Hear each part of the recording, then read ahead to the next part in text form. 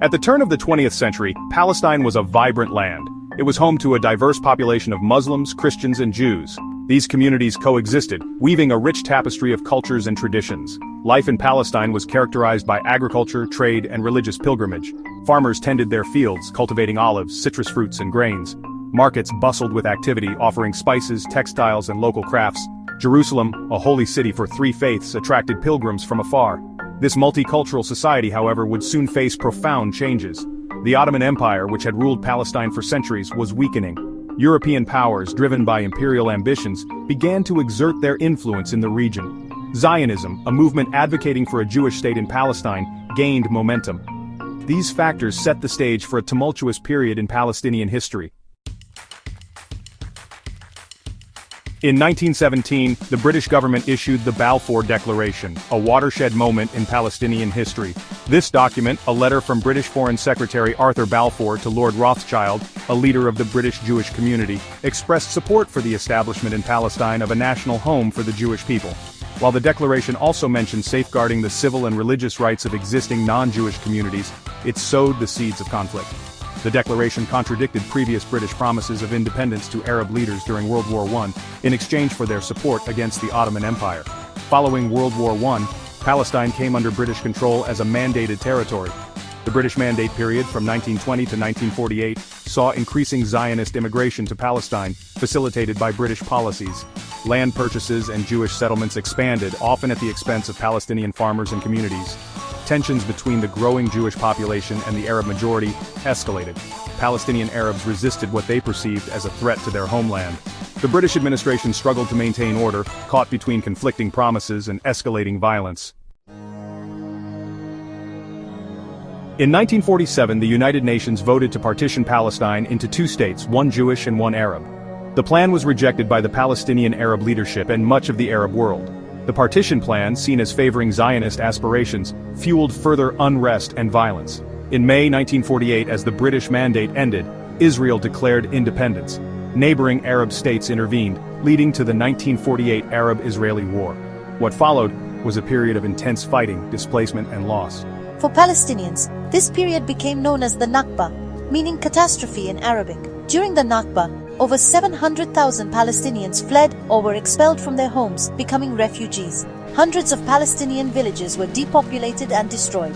The war resulted in Israel controlling more territory than allocated under the UN partition plan. The Nakba remains a defining moment in Palestinian history, a source of trauma and displacement that continues to shape Palestinian identity and aspirations. During this period, Palestinian resistance to Israeli occupation took various forms, including armed struggle and civil disobedience.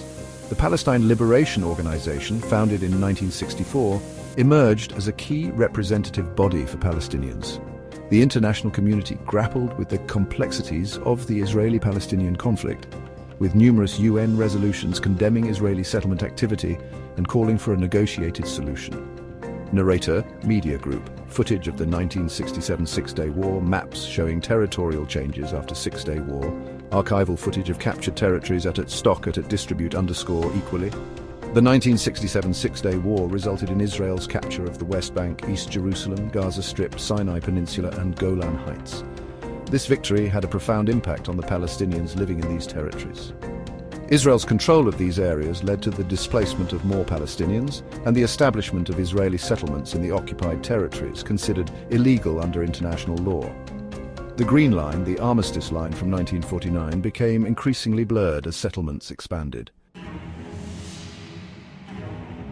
Section 5, Gaza and the West Bank, a struggle for survival from 2000 to 2023. The Oslo Accords, signed in the 1990s, raised hopes for a peaceful resolution. However, the situation on the ground remained volatile. The Second Intifada, a Palestinian uprising that began in 2000, led to further violence and loss of life on both sides. Gaza, densely populated and impoverished, faced increasing isolation. Israel's withdrawal of settlers and troops from Gaza in 2005 did not bring an end to the territory's woes. Israel maintained control over Gaza's borders, airspace, and territorial waters, imposing a blockade that severely restricted the movement of people and goods.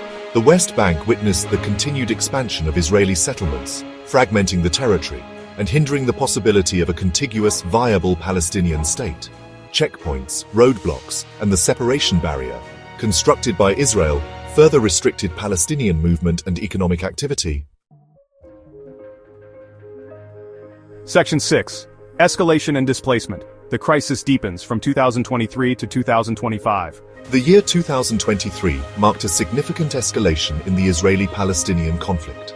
In October, a Hamas attack on southern Israel, resulting in the loss of civilian lives and the taking of hostages, sparked a devastating Israeli response. The conflict expanded to Lebanon, with intense fighting between Israel and Hezbollah. The humanitarian situation in Gaza, already dire due to the ongoing blockade, deteriorated rapidly. Intense Israeli airstrikes and ground operations resulted in widespread destruction of civilian infrastructure, including hospitals, schools, and homes. Thousands of Palestinians were killed, the majority civilians, and hundreds of thousands were displaced. The West Bank also experienced a surge in violence, with clashes between Israeli forces and Palestinian protesters, as well as attacks by both sides. The international community called for de-escalation and a ceasefire, but efforts to achieve a lasting peace remained elusive. Section 7. Unveiling the Truth, Archival Evidence, and Palestinian History. Understanding the Palestinian narrative requires examining historical records often marginalized in mainstream accounts. Ottoman tax records, land registries, and British archival documents provide crucial evidence of a thriving Palestinian society prior to 1948. These sources challenge narratives that portray Palestine as an empty land before Zionist immigration. They reveal a complex history of land ownership, cultivation, and community life that predates the establishment of Israel. By accessing and analyzing these documents, a more nuanced and accurate understanding of Palestinian history emerges. The Palestinian narrative is one of dispossession, resilience, and a continued struggle for self-determination.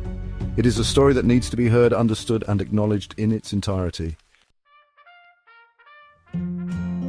Section 8. A Call to Action. Further Research and Understanding.